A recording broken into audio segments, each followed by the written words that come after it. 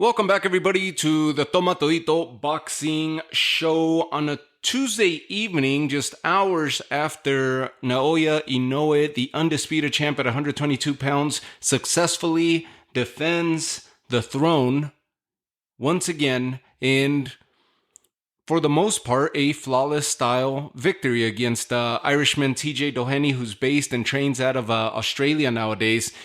He was the WBO mandatory and had become somewhat of a Japanese fan favorite type fighter.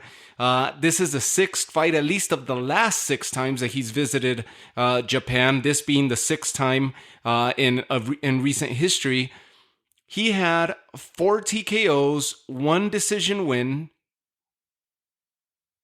The last 3 TKO wins, stoppage wins for TJ Doheny, were all in Japan leading into this. And so this was more of a fan favorite type fight. And of course, he was a mandatory for the WBO to challenge for the WBO title. TJ Doheny has made a name for himself out in Japan. He's a rugged fighter, a veteran fighter, 37 years old, who leaves it all out in the ring and is a very tricky guy. He reminds me a lot of Orlando Salido. Very, very tricky guy. Maybe even a Ray Beltran. Very tricky, switches stances, but depends on his left hand to bail him out, which it does. And obviously, judging by the last 3 wins leading him into this fight with Naoya Inoue, he had 3 successful stoppage wins, and all of them with that powerful left hand that he relies so much on. Looking into this fight, you look at Naoya Inoue, who now is 28-0 with 25 knockouts to his credit. And you look at what he's been able to do at 122 pounds, arrives at 122 after vacating the throne at 118, arrives to challenge unified champ Stephen Fulton in July of last year, beats Stephen Fulton, stops him in the 8th round, and takes the 2 titles from him, half of the undisputed ship.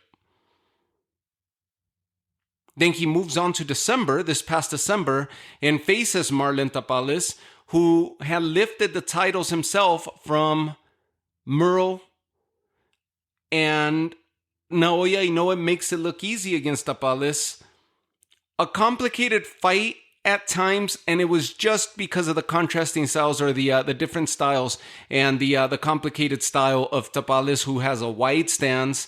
But for the most part, he was getting picked apart, and eventually in the 10th round, Naoya Inoue ends up stopping him. A lot of credit to Marlon Tapales' durability, his chin. But for the most part, it was Naoya Inoue just inching closer and closer and closer and closer until he was going to find a way to disrupt and infiltrate the style of Marlon Tapales. He eventually stops him in the 10th round, and in a matter of 2 fights, Naoya Inoue unifies the entire 122-pound division. And Murojan, of course, is the fighter that everybody's clamoring for Naoya Inoue to face.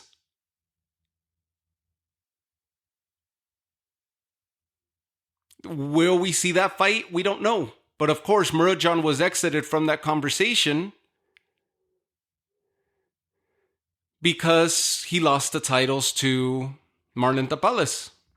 So Inoue defeats Fulton, defeats Tapales, begins conversations with the then suspended and banned Luis Neri. Japan ended up making an exception to allow this fight against Luis Neri, and it takes place in May of this year, a fight where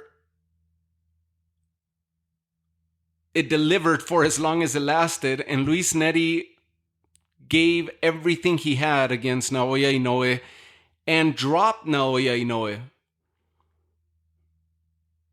which plays somewhat of a role in today's fight, in today's fight that we witnessed earlier today.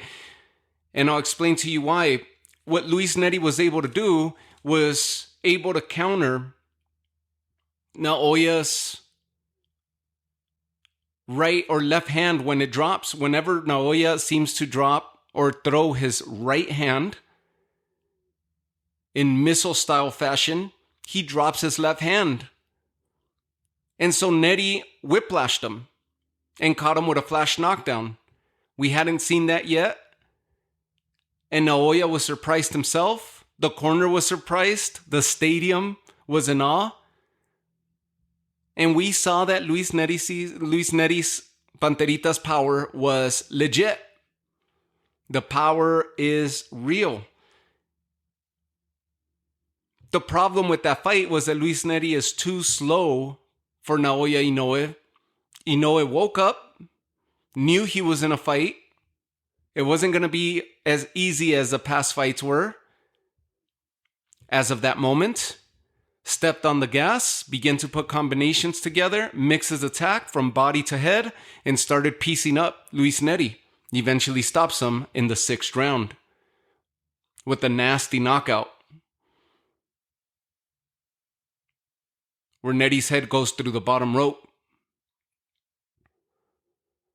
And it ties into this fight because Naoya Inoue with TJ Doheny, who's coming off of 3 stoppage wins in a row, becoming a fan favorite fighter out in Japan, becomes the mandatory, a veteran fighter with a lot of tricks up his sleeve. But most of all, we know that he's going to depend on that left hand.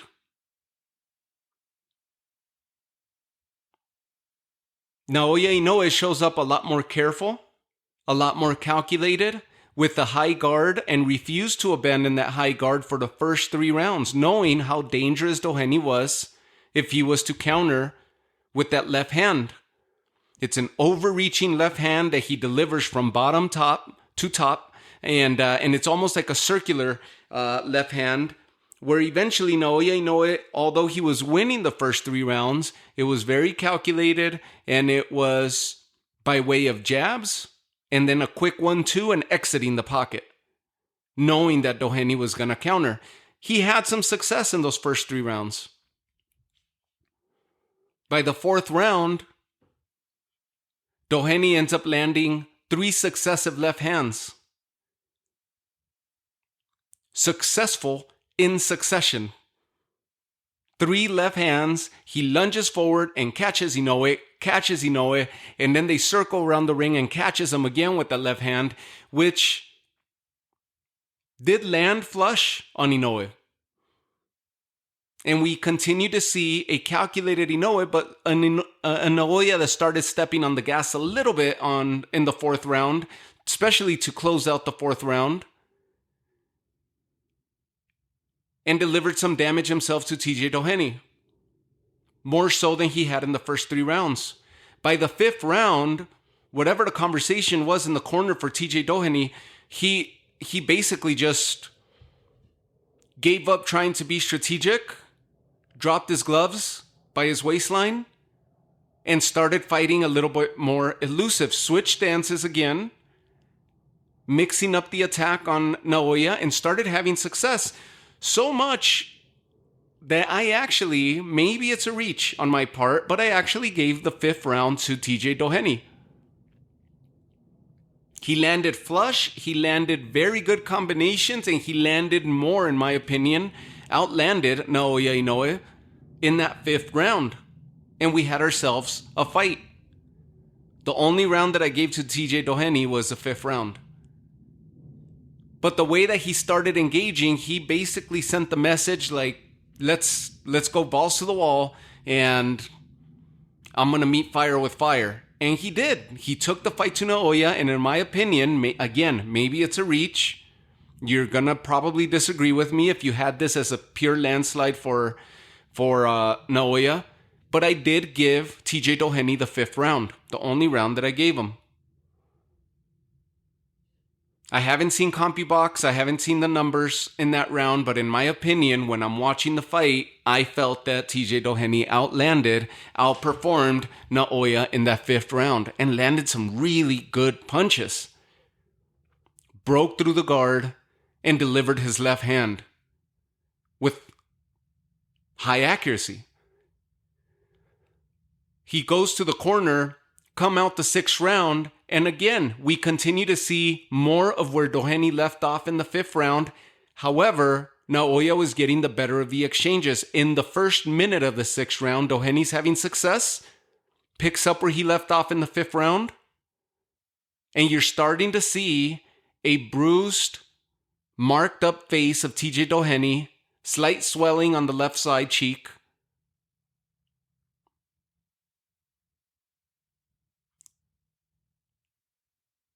And Naoya begins to come forward. Towards the end of the 6th round, Naoya starts countering that left hand and disrupting the left hand. He knew what Doheny was going to do, or at least he started reading it a lot better. And when Doheny would throw that right jab, that lazy right jab, as a measuring stick for Naoya to flinch, Naoya delivered his right hand straight down the center, which would disrupt the circling left hand approach of Doheny, which is how he delivers that left reaching hook. Naoya started figuring him out down the stretch, started peppering him down center, where we see Doheny start walking back towards the ropes. And to close the round, Naoya, as he's mixing his attack from body to face, he lands some really strong punches to close out the round on Doheny's body, where Doheny, you see as the round ends, he's rubbing his back, the right side, or I should say the right rear side of his stomach, his back, his liver. It's almost like he was in pain. His kidneys, his liver, he was feeling it. He's rubbing with his glove visibly and starts limping a little bit, almost like his leg is giving out on him. Makes it to the corner. We see the damage infiltrated by Naoya Inoue, or inflicted, I should say, by Naoya Inoue. Doheny comes out in the 7th. Naoya caught on to Doheny and his footwork, almost like he's dragging his right foot, knowing that he's in pain or recognizing that he's in pain.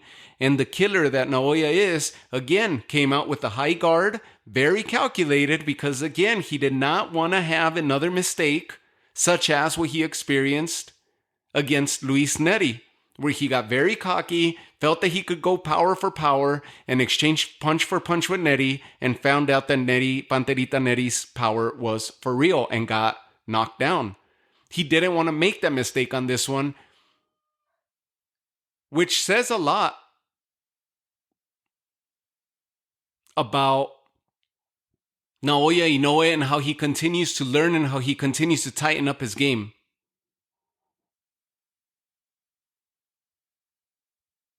He continues to perfect his craft and work at his craft. So he was not going to get caught with another mistake by letting his hands down or having a lazy guard. So he comes out of the 7th very calculated, very measured, but pushing forward, getting on the inside of Doheny at a quicker rate than what Doheny could move, recognizing that Doheny is hindered now as he's dragging that right leg, circles him, Doheny circling himself along the ropes. Naoya lands several combinations, gets him against the ropes, and delivers a 3-punch combination where the final 2 punches, a right and a left, land flush on the stomach of Doheny and paralyzes his leg to where Doheny couldn't respond. And the only thing that Doheny managed to do as Naoya resets back, steps about 2 feet back, ready to come in for his second wave of attack, Doheny's only reaction was to lift his left hand, his left glove, as to say, like, hold up, that one hurt. Give me a second. And he's visibly paralyzed. His leg is gone. He's limping, he's dragging his foot, and he starts walking along, ignoring Inoue, and the referee had no choice but to jump in the middle, but didn't immediately stop the fight. We just seen Doheny walking to the other side of the ring, or at least along the right side of the ropes from where he was standing, in invisible pain,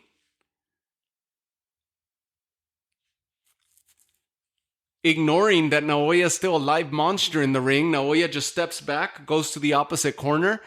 We didn't know if it was a knockdown or what, but we knew that Doheny couldn't continue. It went way beyond the 10-second. I don't even remember if there was an actual count going on. I just remember how awkward it was, where everybody jumps on the apron from Doheny's corner. The referee's undecided whether he's going to jump in or not, and Doheny's walking away from the ref and Inoue, ignoring him completely, just looking down because he is in pain and rubbing his back. The commentators saying that Naoya punched through his stomach, that he hit him so hard that he damaged his spine. It was crazy. I hadn't seen anything like that yet.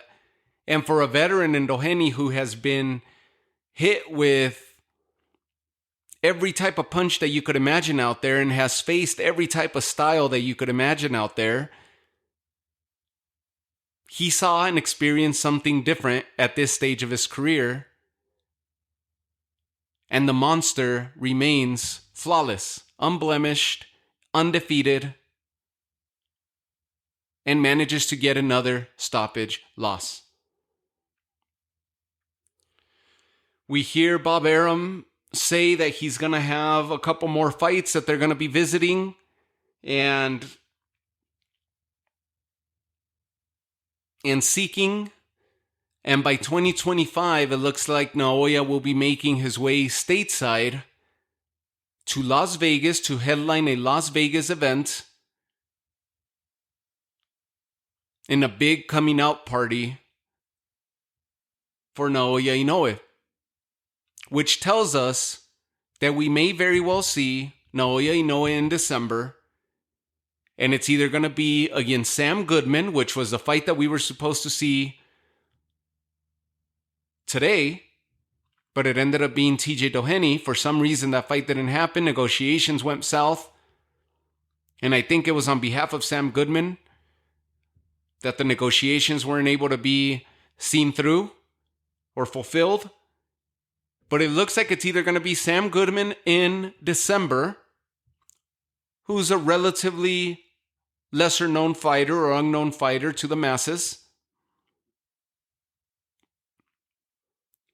but holds an interim version of a title and a ticket to face Naoya Inoue, which in my opinion is more than likely going to be a similar outcome to what we witnessed here today. Younger fighter at that, quicker footwork, quicker punch delivery, but I feel like the result will be the same.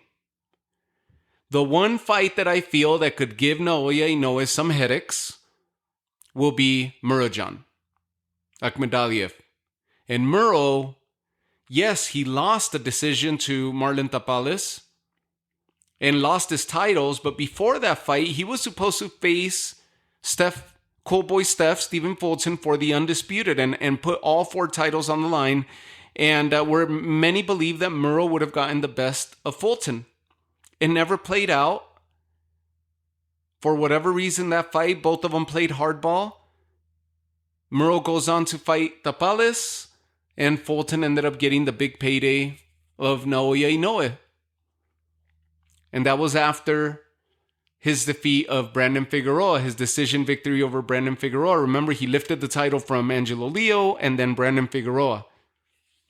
So, this is where my thought process is going. Naoya Inoue, if he fights Sam Goodman, which should be another mandatory for him in December, if he beats Sam Goodman and avoids fighting Muro, then that's it. I think by the end of the year, he will vacate 122, and that big coming out party will be a fight at 126 against one of the 126-pound champions. We saw Venado Lopez get knocked out in crazy fashion by Angelo Leo, who I've been so big on, and you've heard my episodes. If you haven't, go back and visit those. They're not that long ago that I posted those. As Angelo Leo's ascension at 126, since he lost his title to Steph Fulton at 122, made his way north and has been unstoppable at 126, and he proved it again, stopping Venado Lopez, who was a heavy favorite to have won that fight and retained his title. Angelo Leo knocked him out in crazy fashion, which could very well be the knockout of the year. So Angelo Leo has a title at 126. Divino Espinosa has a title at 126 and successfully retained his title a few months back. He's either going to be fighting the rematch with Robesi Ramirez, or he may give a shot to Shushu Carrington. And then you have Ray Vargas, which, as far as we know, Ray Vargas will be honoring the unification bout against Brandon Figueroa, who holds the WBC interim. And those two should be facing off against one another, hopefully before calendar year's end. It looks like Gervonta Davis, this is being PBC, it looks like Gervonta Davis is scheduled to fight sometime in November. And if that's the big PBC event, then I'm almost positive that Brandon Figueroa, Ray Vargas will be part of that card, but nothing announced yet. So Naoya Inoue being the newest arrival to the champion circle at 126 pounds.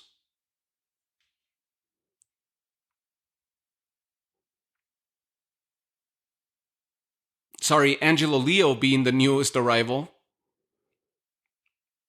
to the champion circle at 126 pounds. Naoya Inoue will have basically his pickings. The other champion is Nick Ball. And Nick Ball is going to be fighting Ronnie Rios, who's the older brother of Alexis Rocha, welterweight fighter Alexis Rocha. Ronnie Rios will be fighting Nick Ball, and I believe, and I don't have a way to check it here.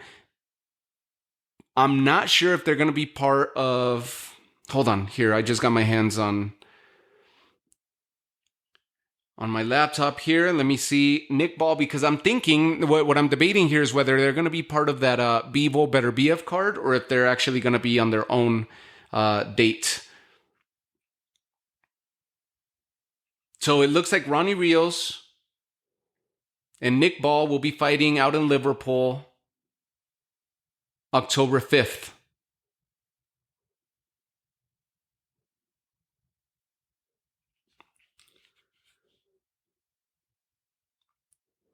October, let's see.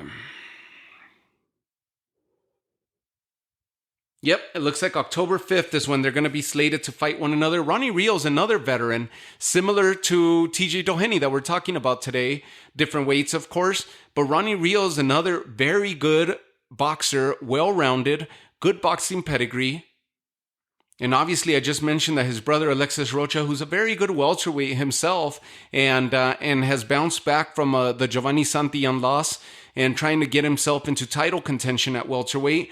Ronnie Rios has 4 defeats to date, but a veteran of the sport and a very, very good fighter himself that could potentially lift that title from Nick Ball.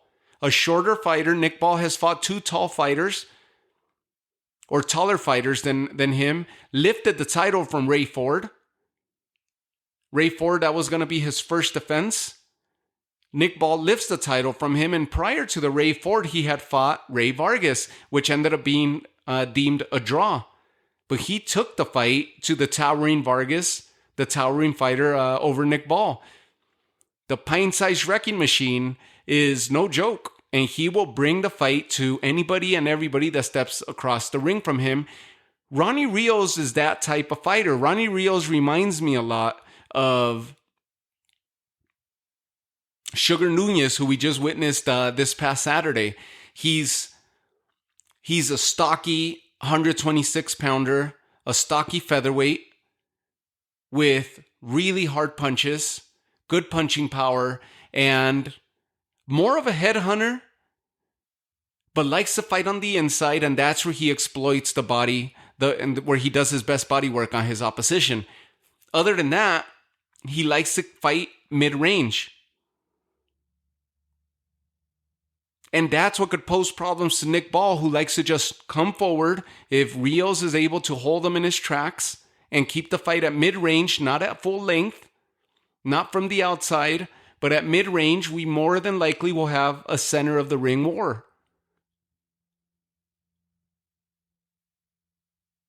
Rather than a phone booth style fight or a tactical strategic one fighter chasing and one fighter getting on the bicycle.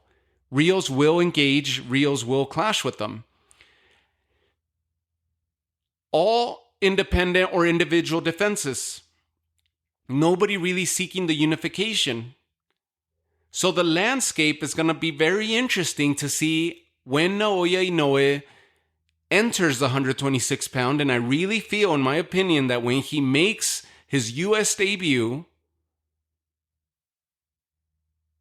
or at least the Las Vegas debut that Bob Arum mentioned today, that it's going to be for a title. And he's obviously going to want to unify that division, whether it's going to be the hard way and the lengthy route of going and hunting down after each champion like he did at 118, or if he'll be able to do it in quicker succession like he did at 122, where he unified the division in a matter of 2 fights. All the champions I just mentioned to you, all in individual routes, no one really looking to unify.